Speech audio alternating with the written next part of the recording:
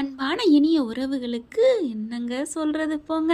ச்சே, அப்படியே பிரேம் போட்டு மாட்டலாம் அந்த அளவுக்கு எத்தனை ஸ்டில்ஸுங்க, எத்தனை ஸ்க்ரீன்ஷாட் எடுக்கிறது அவ்வளவு அழகானது. அப்படியே பின்னாடி வந்து அணைச்சி முத்தம் கொடுக்கறது என்ன, அப்படியே கட்டி பிடிக்கிறது என்ன, இங்கிட்டு திரும்பிக்கிட்டு ரெண்டு பேரும் அப்படியே கண்ணும் கண்ணும் பார்க்குறது என்ன, அவ்வளோ ஒரு ஃபோட்டோக்கள் அப்படியே கண்ணுலேயும் சரி நம்ம மனசுலேயும் சரி ஸ்க்ரீன்ஷாட்லேயும் சரி எடுத்து எடுத்து வச்சுருக்கேங்க. அப்படி ஒரு அழியாத அழகு ஓவியம், காதல் ஓவியம்னு சொல்ல முடியாது, அழகு ஓவியம் அப்படின்னு சொல்லலாம். ஏன்னா வந்து இது வந்து ரியல் காதல் ஓவியம்ல, அதனால் ரியல்னால் இன்னும் நம்ம சந்தோஷம்தான் படுவோம். ஆனால் அவங்களுக்கு வந்து அவங்க எழுதி கொடுத்தது தானே நடிக்கிறாங்க, மனசுக்குள்ளே இன்னும் வரல. மனசுக்குள்ளே வந்தால் நம்ம இன்னும் தலையில் வச்சு கொண்டாடலாம் தான், அதை விட்டுருங்க.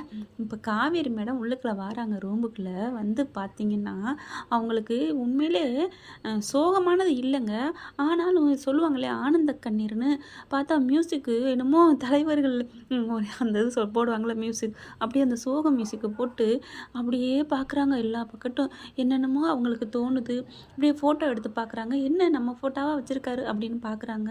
தலைவர் பின்னாடி வராரு. நினச்சேன் கரெக்டாக இவங்க அப்படி திரும்பிக்கிட்டு இருக்கிறாங்க, கட்டி பிடிப்பாங்க அப்படின்னு. அதே மாதிரி பச்சக்குன்னு கட்டி பிடிக்கிறாரு. நம்ம தலைவி அதுக்கு அப்படியே ஈடு கொடுத்து எங்கிட்டுமே நவலையே. ஐயோ அப்படிலாம் சொல்லுவாங்கன்னு பார்த்தா அப்படியே இடுக்கு பிடிக்கி இதமாக அணைச்சிக்கிட்டு அப்படியே அவங்களும் எப்படி இருந்துச்சு தெரியுமா அந்த வீட்டில் நம்ம இருந்ததெல்லாம் நினச்சி பார்க்கல எனக்கு ஒரு மாதிரியாக இருக்குங்க அப்படிங்கிறாங்க. எனக்கும் தான் காவேரி, ரூம் அப்படியே வச்சுருக்கீங்க, அப்புறம் அப்படியே வச்சுருக்காம பேத்து கொண்டு போய் மேல் மாடியில் கொண்டு போய் வைப்பார், இல்லை பக்கத்து ஊரில் கொண்டு போய் வைப்பாரா என்னம்மா காவேரி? அதாவது பொண்டாட்டி போயிட்டா எப்படிங்க மாற்ற முடியும்? அப்படியே தான் இருக்க முடியும். அதுவும் பைத்தியக்கார புருஷன் பொண்டாட்டி மேலே எப்படி? அதான் சொல்லிட்டார்ல, இன்னும் 2 3 ஃபோட்டோ வச்சுருக்கேன், அதுவும் எதுக்கு இன்னும் நிறையா, நீ இல்லாததை நான் எதுவுமே உணரக்கூடாது அப்படின்னு உன் ஃபோட்டோவை கூடயாவது இருப்போம்னு வச்சுருந்தேன்டி. ஐயோ மனுஷா, இந்தளவுக்கு எப்படி இந்தளவுக்கு பாசத்தை இவர் பாசம் வச்சுருக்காருன்னா அந்தளவுக்கு காவேரி ஏற்படுத்தியிருக்காங்க, அதைத்தான் சொல்லணும். நான் எவ்வளோ பயந்துருக்கேன் தெரியுமா அப்படின்னு அவங்க காவேரி சொல்லல நான் சந்தோஷப்பட்டது நினப்பு வந்துச்சு. சரி ஏன் பயந்த அப்படின்னு கேட்குறாங்க. ஆமாம், நீங்கள் என்னை விட்டுட்டு போயிட்டீங்கன்னா அப்புறம் எனக்கு 1 வருஷம் முடிய போகுது, வெண்ணிலா வேற கூட்டி வந்துட்டேன், என்னை அனுப்பிடுவீங்களோன்னு. ஏண்டி அவரோட காதல் அவர் சொன்னார் பார்த்தீங்களா, கண்ணில் தெரியாத அவளுக்கு அப்படின்ட்டு. ஆனால் அந்த அக்ரிமெண்ட்டுங்கிறது பயப்படலாம் தான், அதையும் தாண்டி உங்களோட ஒன்று சேர்ந்துட்டாரு. அப்போ அது தெரிஞ்சுக்க வேணாம், உண்மையான காதல் நான் புரிஞ்சுக்கணும். ஆனால் புரியாமல் இந்த பிள்ளை அந்த வெண்ணிலா மேலே உள்ள காதலில் நம்மளை எங்கே கழட்டி விட்டுருவாரோன்னு நான் பயந்தேன் அப்படின்னு சொல்லிட்டு அப்புறம் தாத்தா பாட்டின்னு சொல்லல டக்குன்னு விரலை கொண்டு போய் காவேரி வாயில் வச்சிடுறாரு. வச்சுட்டு நோ, இனிமேல் எதுவுமே இதை பற்றி பேசப்படாது அப்படிங்கிறாரு. அது என்ன காவேரியோட மைண்ட் வாய்ஸ் என்ன தெரியுமா எனக்கு தோணுச்சு, அது என்ன நீங்கள் மட்டும் நிறையா பேசுனீங்க, நான் பேசல டக்குன்னு வாயில் வரல வச்சு பேசாதேங்கிறீங்க அப்படின்னு தான் தோணுச்சு. ஆமாங்க, விஜய் மட்டும் அதையும் இதையும் சொல்கிறாரு, நீ பாட்டுக்கு போயிட்ட, நான் எவ்வளோ கஷ்டப்பட்டேன் தெரியுமா, இனிமேல் என் பொண்டாட்டி என்கிட்ட வரமாட்டாளானோ அவ்வளோ நொந்து போயிட்டேன் காவேரி, இனிமேல் நீ என்னை விட்டு போயிட மாட்டியே, என்னை விட்டு என்ன ஆனாலும் சரி நம்ம 2 பேரும் ஒன்றா இருக்கணும் அப்படி இப்படிங்கிறாருங்க. அதெல்லாம் இந்த பிள்ளைங்க அது மாதிரி பேச விடணும்ல, ஆனால் பேசாத, இனிமேல் பேச்சுக்கு வேலை இல்லை வீச்சு தான் அப்படிங்கிற மாதிரி 2 பேரும் கட்டி அணைச்சிக்கிறாங்க. நல்லா சூப்பராக போணுச்சு. நீ போயிட மாட்டியே, நான் போக மாட்டேங்க, உங்களுக்கு நான், எனக்கு நீ, நம்ம குழந்தை 3 பேர், எனக்கு எல்லாம் போதும், வேறு எதுவுமே தேவையில்லை. நீ இல்லாமல் நான் இல்லை, நான் இல்லாமல் நீ இல்லை, நம்ம 2 பேர் இல்லாமல் இந்த குழந்தை இல்லை அப்படிங்கிற மாதிரி சொல்லிக்கிறாங்க. ஆனால் நாங்கள்லாம் சொல்கிறோம், நீங்கள் 2 பேர் இல்லாமல் வீக்கா இல்லாமல் நாங்கள்லாம் இல்லைம்மா அப்படின்னு தான் தோணுச்சு. 2 பேரும் சூப்பருங்க. நல்ல ஒரு என்னங்க சொல்கிறது, நல்லா இருந்துச்சுங்க. ரூமை சுற்றி காமிக்கிறாங்க, போதும் அப்படிங்கிற அளவுக்கு நல்லா ஹாப்பியாக காமிச்சாங்க.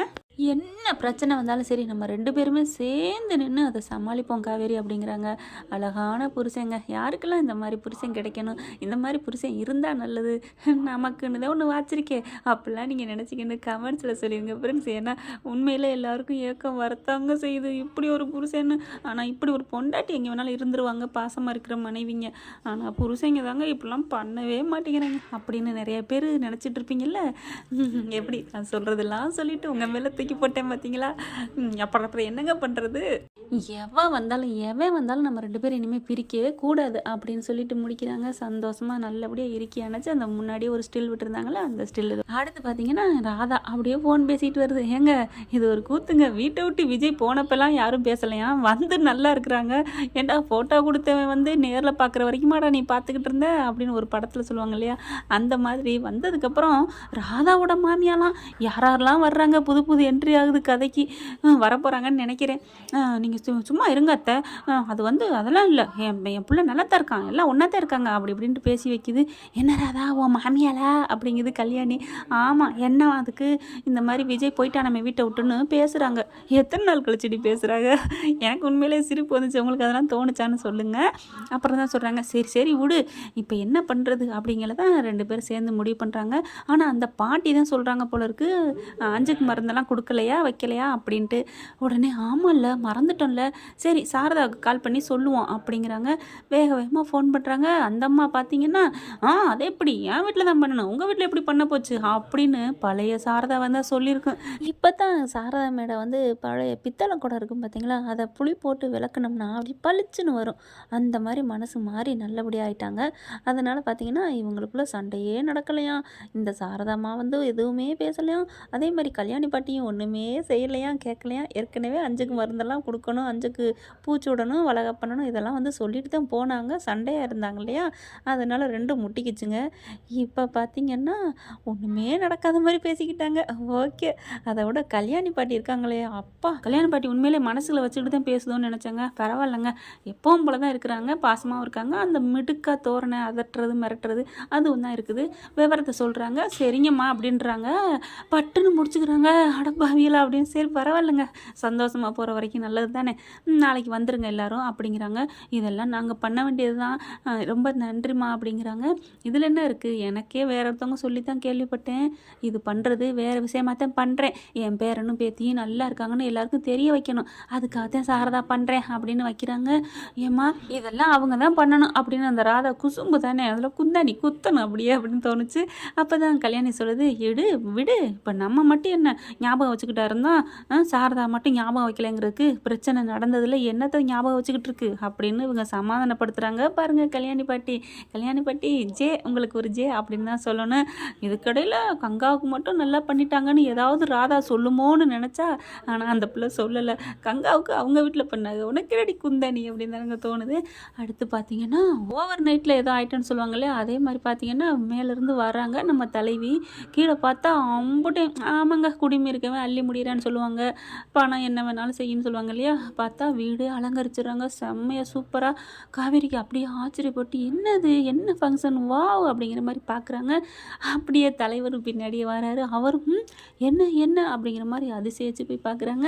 அப்புறம் நம்ம தாத்தா பாட்டி வந்துடுவாங்க. என்னப்பா வாப்பா விஜய், என்ன அதிசயத்து போய் பார்க்குற? ஆமாம் தாத்தா ஆமாம் பாட்டி அப்படின்னு கேட்க, அப்புறம் என்ன சொல்லுவாங்க, உனக்கு இன்றைக்கி அஞ்சுக்கு பூச்சி விட்றோம் அப்படின்னு சொல்லுவாங்க. எனக்கு எங்கள் சைடில் அஞ்சுக்கு மருந்து குடிக்கிறதுன்னு சொல்லுவாங்க.